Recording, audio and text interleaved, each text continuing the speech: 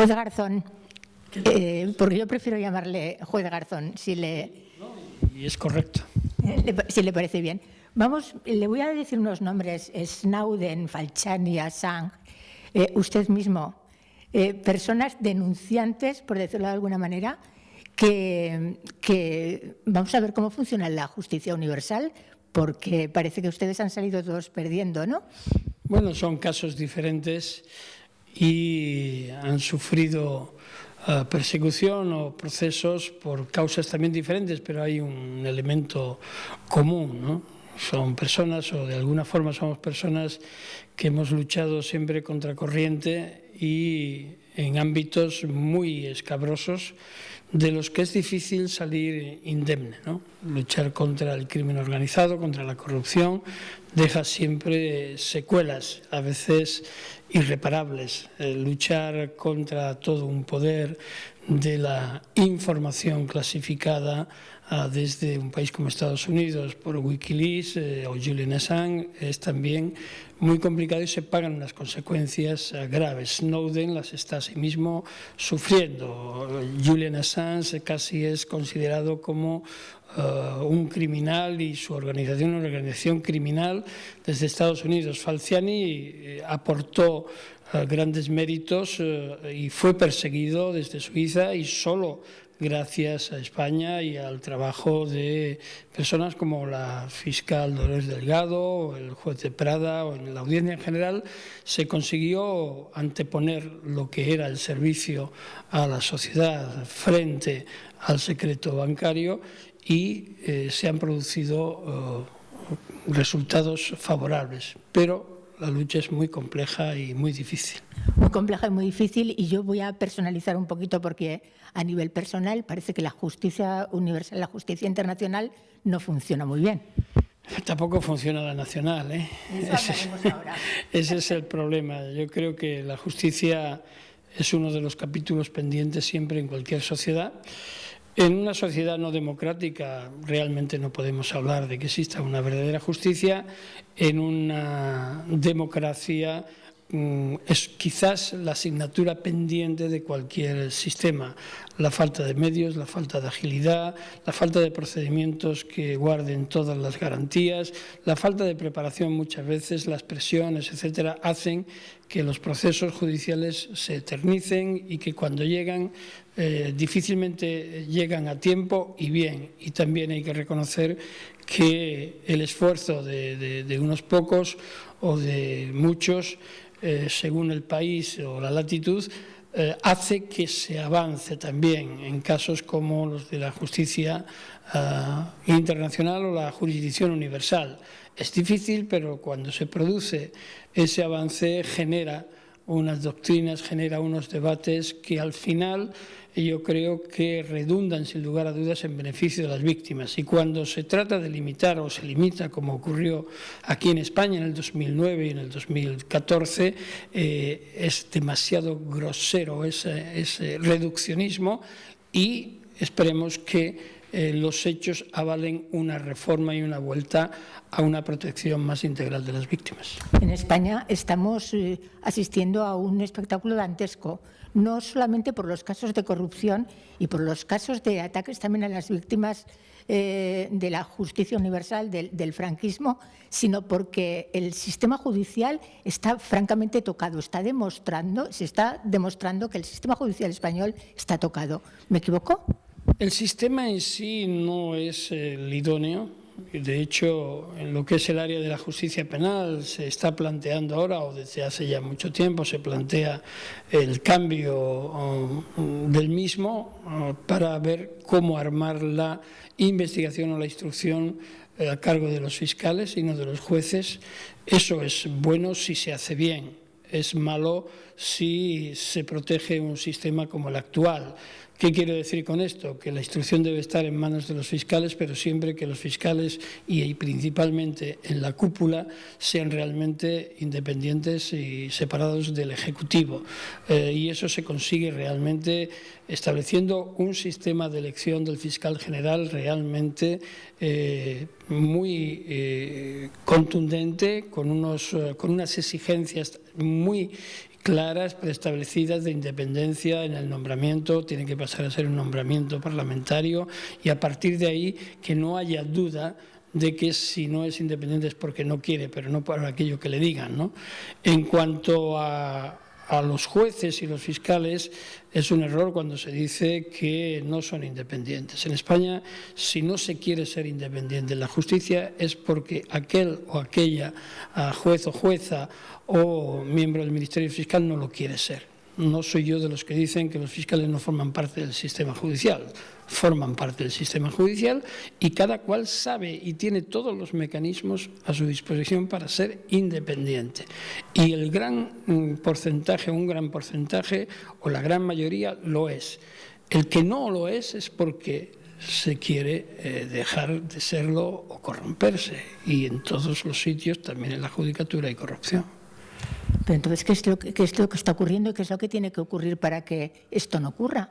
Porque bueno, ningún lugar, ni colectivo, ni sociedad es perfecto, es la felicidad la norma, ¿no? Es a lo que se aspira, es un derecho aspirar a la felicidad, pero en ninguna profesión va a haber todos impolutos sus miembros o todos que sepan hacer lo que deben de hacer, ¿no? Lo importante es generar los mecanismos para que la preparación científica y humanista de quienes entran en la judicatura o en la fiscalía sea la más idónea, formar humanamente en principios y en valores y que no haya ninguna tendencia ni al favoritismo ni a la corrupción, sino una conciencia clara para combatirlos. No sé, hay países en los que, por ejemplo, nos podemos ir a Finlandia o a otros países del norte de Europa donde la corrupción ni se plantea, es decir, se expulsa al corrupto de la sociedad. Aquel que es sorprendido, un cargo público que es sorprendido en un acto de corrupción, tiene un estigma que es suficiente para ser repudiado y rechazado por la sociedad a la que pertenece, porque se considera que esa transparencia, ese buen hacer es esencial para la convivencia democrática. Esa es la felicidad a la que tenemos que aspirar.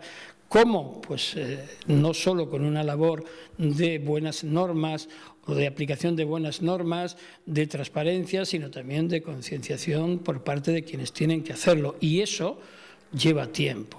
Y eso supone un cambio de paradigmas en aquellos que tienen que aplicar la justicia y sobre todo una conciencia del servicio público, de que somos servidores públicos y por tanto a las órdenes de los ciudadanos y del pueblo, que muchos no tienen.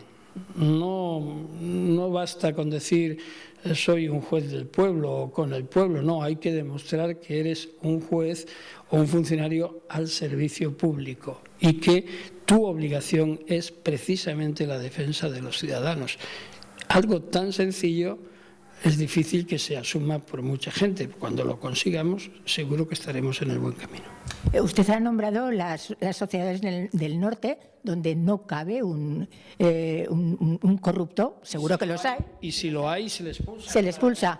Nosotros, sin embargo, estamos viviendo en estos momentos en una sociedad donde los periodistas y titiriteros resulta que son acusados de corrupción, donde los muertos de los españoles, da igual del bando, pero sobre todo del bando que es, siguen en las cunetas y donde nuestros jueces pues son expulsados de la carrera judicial. Oiga, no sé.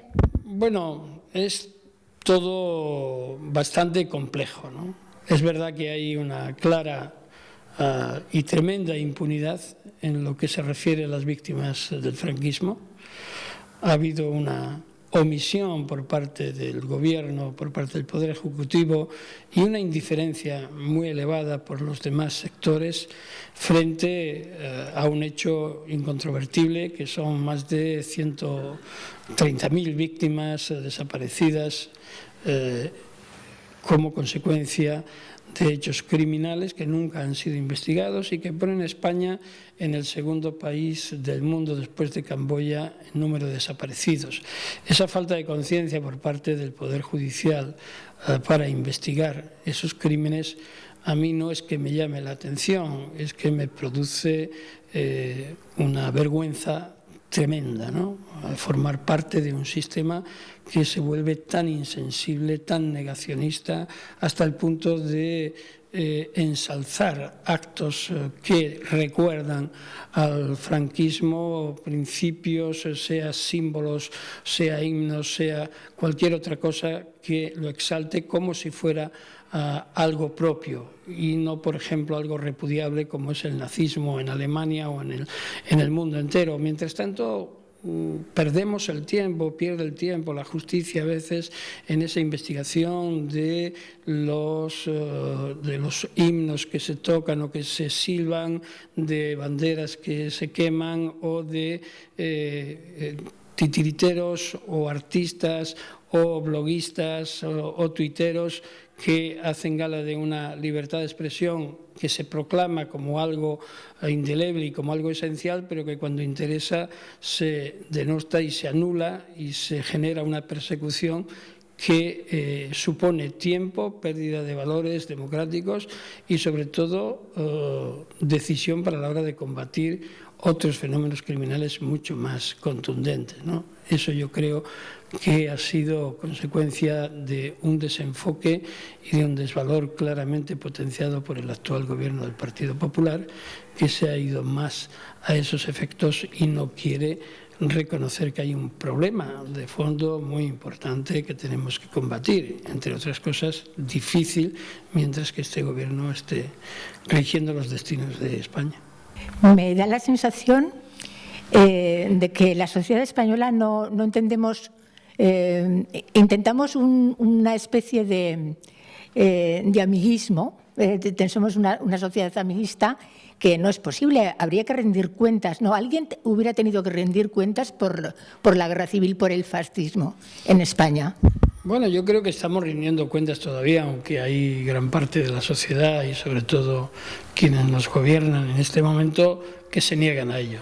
Pero sí es verdad que hay reivindicación de ese espacio y ha habido avances tardíos, pero está habiendo avances en muchas comunidades autónomas con la aprobación de leyes de la memoria democrática o potenciación de comisiones de la verdad.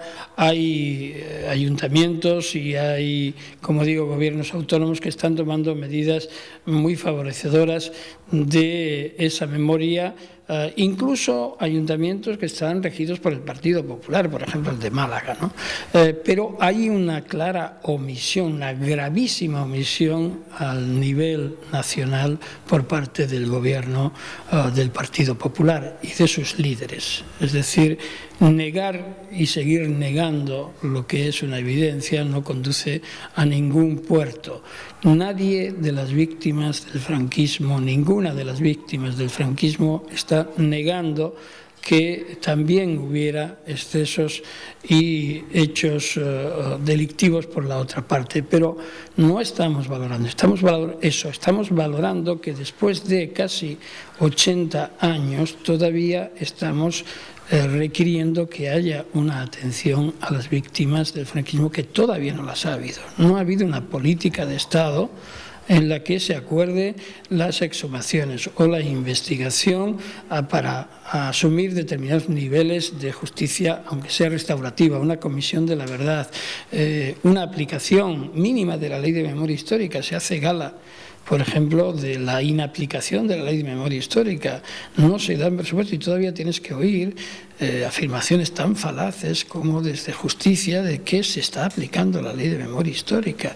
Y lo que se están es aprovechando de iniciativas que no comportan ningún compromiso para el Ejecutivo.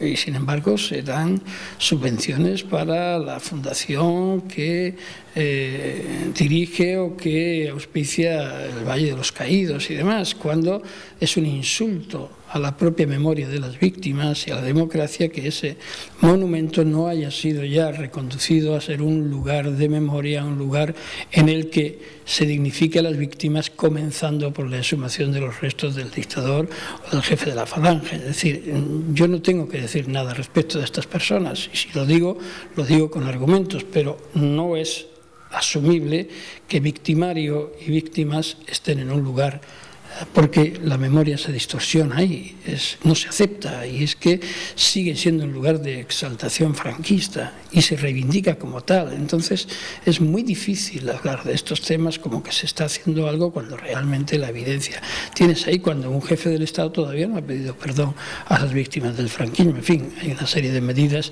que desgraciadamente en España no se cumplen, y que cada medida que se consigue por las víctimas es después de un proceso largo, costoso y casi siempre criticado, atacado por los sectores más conservadores. Es una cosa inverosímil. Lo de España en este sentido no ocurre en ninguna parte del mundo. No sé, quizá. Dígame, juez Garzón, ¿tiene usted una teoría de por qué precisamente los españoles en este aspecto estamos vendiendo, no sé si la democracia, pero sí los derechos humanos y los derechos?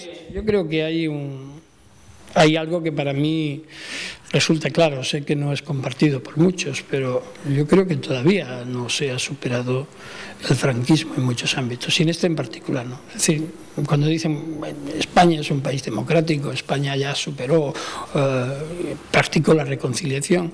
No, el que haya personas que se tratan independientemente de que hayan sido sus familias respectivas víctimas de una parte o de otra, no significa reconciliación, significa sobrevivir y compartir. Pero la reconciliación es algo diferente, es algo que está en lo íntimo de la persona.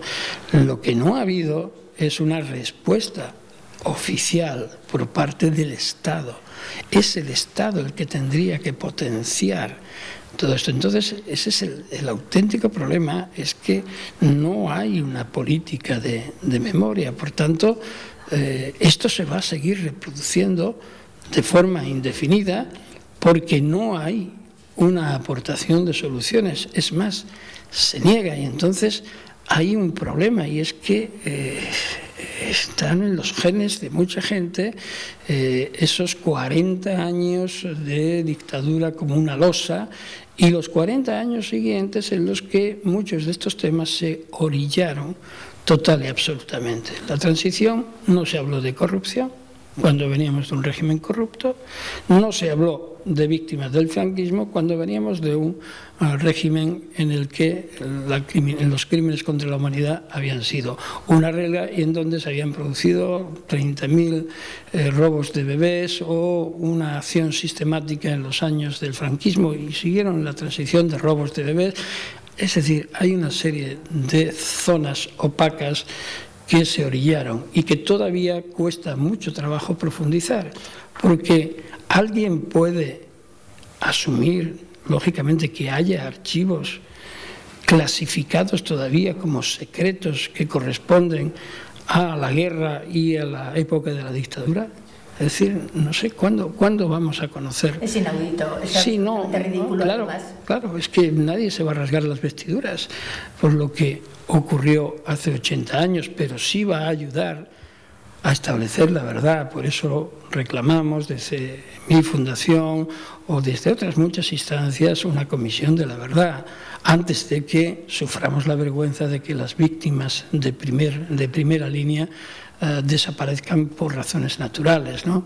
Es muy fuerte lo que se vive en este ámbito, y ese negacionismo que vemos en determinados políticos, y esa clasificación de las víctimas de primera, de segunda o de ninguna categoría, como es las que se ubican en el franquismo por parte de determinados responsables políticos. Es muy duro, muy fuerte, y desde luego incide en lo más deleznable del ser humano, que es no reconocer unos hechos y no abogar porque no se vuelvan a reproducir. Da la sensación de que falla la democracia en España, que está en peligro, la democracia en España en estos momentos en serio peligro, y que la situación internacional tampoco ayuda, ¿no? Bueno, la democracia nunca está a salvo. Es decir, no nos la curramos tampoco nosotros. Claro, hay un viejo dicho de la Edad Media que dice: ningún reino se conquista para siempre, ¿no? Es decir, la democracia es algo que evoluciona, es algo vivo, y tiene que ser protegida, tiene que ser defendida, tiene que ser ampliada. Si cometemos el grave error de creer que ya está todo hecho, pues vemos lo que está sucediendo en Europa. Ahora ya somos felices porque parece que se ha contenido el avance de la extrema derecha, pero que haya un 20 y tantos % en Francia y que pueda haber un 30%, aunque Le Pen no llegue a ser presidente, que haya aumentado la extrema derecha en Holanda, aunque no se haya producido tal, que haya gobiernos como los de Polonia o Hungría, donde hay una xenofobia clarísima, donde se identifica al migrante, al refugiado, como base o fundamento de los perjuicios que nosotros mismos creamos, es muy grave y supone un retroceso hacia momentos históricos que mejor sería no recordar, ¿no? Tenemos en estos momentos una situación en España complicada. Precisamente hoy, ahora lo decíamos fuera de cámara, Podemos, el partido político, ha dicho que iba a hacer una moción de censura al Partido Popular. Todos los partidos se han opuesto por el momento. ¿Qué opina usted de esto? Bueno, rematando un poco la pregunta anterior, es decir, ¿la democracia española está en peligro? No, la democracia española no está en peligro, espero que no esté en peligro, aunque sí está amenazada si no somos conscientes de que estas omisiones y este negacionismo a veces nos pueden dañar. Fíjese, ¿quién iba a pensar que en Estados Unidos estuviera gobernando Donald Trump, ¿no? Y que haga lo que está haciendo? Bueno, pues eso ocurre cuando nos adormecemos en la democracia. Por lo tanto, hay que estar muy vigilantes. Y eso conecta de forma directa con lo que está ocurriendo ahora mismo en España como consecuencia de la corrupción. No es nada nuevo que hechos graves de corrupción afecten a antiguos dirigentes o actuales dirigentes de un partido político como el Partido Popular. Desde 2009 vamos arrastrando aquello que decía el presidente del Gobierno, no es una trama del PP sino contra el PP, pues vemos que no, porque no hay ninguna trama contra el PP y lo único que hay es una acción de investigación de casos de corrupción que van saliendo, que van brotando, que estaban ocultos y que se van descubriendo. Eso sería suficiente para que no nos estuviera gobernando un partido político que acoge en su seno todas estas disfunciones y estas negaciones en sí mismo de lo que debe ser un buen sistema democrático y un ejemplo para los ciudadanos.